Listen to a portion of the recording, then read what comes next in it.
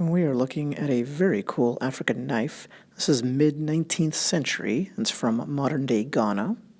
It's a piece of Asante royal regalia. This would have been carried by presumably a member of royalty, but maybe an attendant.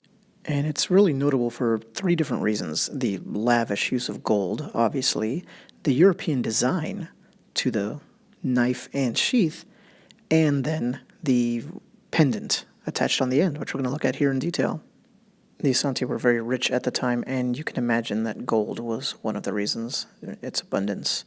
In large part for that reason, they had a lot of commerce with the West, and that's, one would assume, how the influence came for this here, the knife, because the second I saw this, I thought European and South American. South American as in gaucho knives, which were based on European models.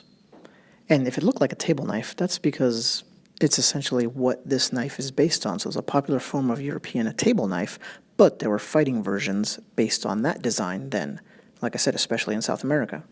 As far as the pendant itself, they really didn't have any details on what it might have been based on. It's not a floral design. It's not kind of a common African geometric pattern, nothing like that. Speaking of geometric patterns, we've got those on one side of the sheath, and the other was covered with European floral designs again, indicating the cultural cross-currents between the colonial powers and native African ones at the time.